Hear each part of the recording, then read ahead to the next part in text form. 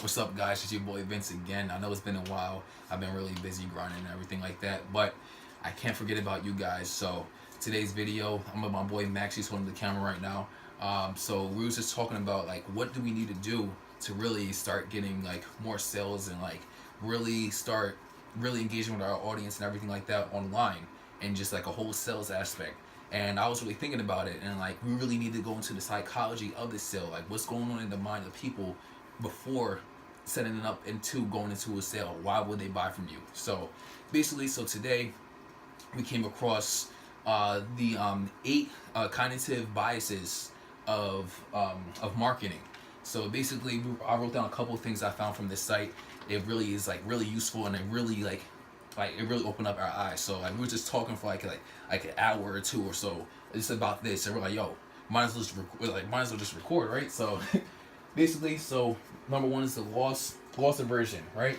So makes us more sensitive to the prospect of loss that we are to an equivalent probability of gain. What the fuck? That sounds crazy, but let me put it in simpler terms. So when you say an iPhone, right, $1,000. If you perceive an iPhone as $1,000, you're not gonna buy it. The reason why you buy an iPhone because the iOS features, because there's so much more that perceives more than $1,000 to you. Seems like a way of life for you, right? So that's why you buy it. That's why you get an iPhone. So that's just really quick brief, like why the loss aversion rule, right? So number 2 is anchoring.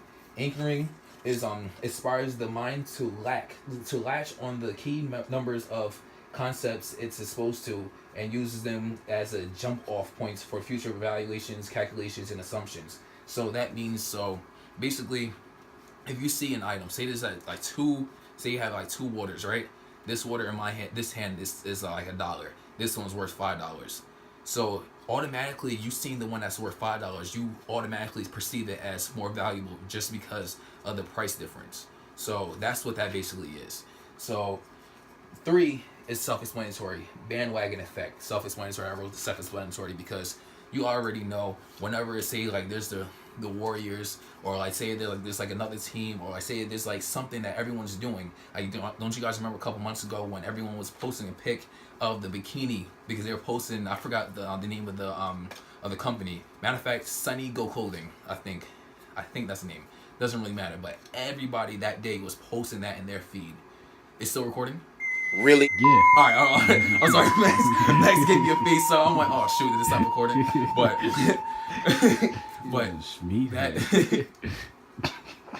But that perceived to everyone as like everyone wanted to hop on it. Everyone wanted to get something for free. But not only just everyone wanted to get something for free, everyone wanted to do it because everyone else was doing it as well. You know what I mean? So that's just self-explanatory, right? So number 4 is framing and priming. Framing and priming is basically the same as anchoring, and like you see these numbers next to them. I'm gonna explain that at the end of the video.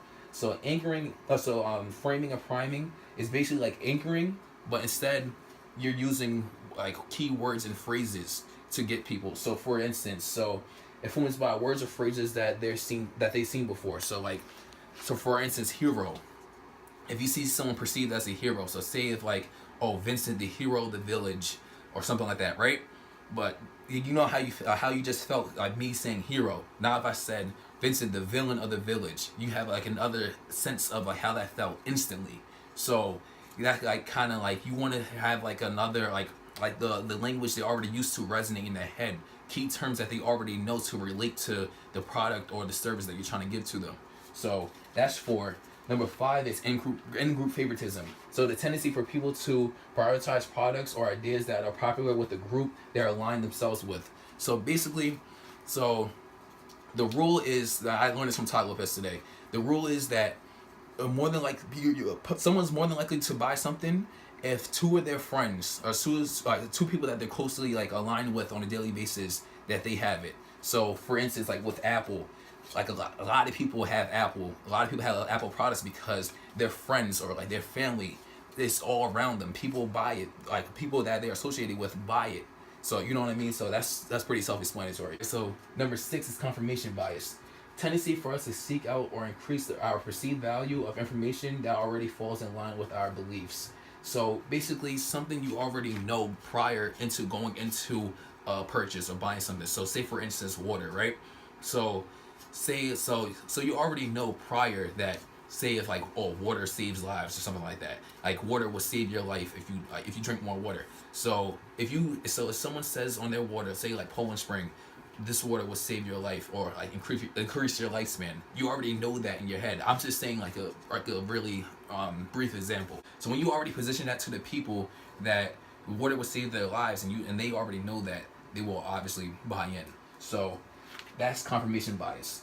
Number 7, salience. So salience is the tendency to focus on the most unique or compelling characteristic of someone we're seeing or we're sensing. Sorry, I can't read it now. So basically, the example is when seeing a man's face with an exceptionally large nose, a person will be able to describe the nose, but not much else. So you want to, when you're branding, when you're selling something online or like anything in general in person, physical products, you want to make sure that whatever you're selling, that you stand out, that you have something that stands out from that shirt or that hat or those glasses, or you know what I mean, or those shoes. You want to have something that stands out. So whenever that person thinks of you, like say if it's like Adidas, you think of 3 stripes. You think of Nike, you think of the swoosh. You want something like that. So that's 7. Number 8 is a zero risk bias. So zero risk bias, tendency to strongly favor favor offers that seem to have no risk or consequences with them, associated with them.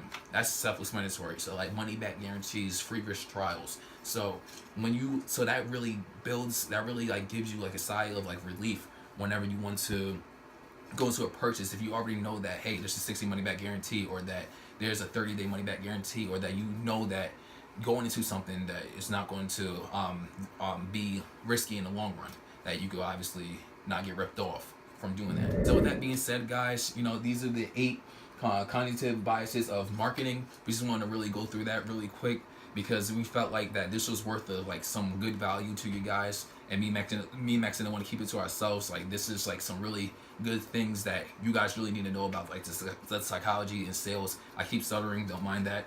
But with that being said, guys, take care. Stay tuned for the next upload. I'm gonna be uploading daily vlogs and everything like that. Max, he's gonna be hopping on the YouTube channel too. Don't worry, he's gonna be out there too. So I'm gonna be promoting his stuff also when he's recording everything like that, recording his journey as well. So guys, just stay tuned and stay blessed. Keep on hustling. And let's just get to this money. Hey bro, I'm gonna stop the video because you're not gonna stop talking. Boy, I was about to be done after that. I was doing the outro.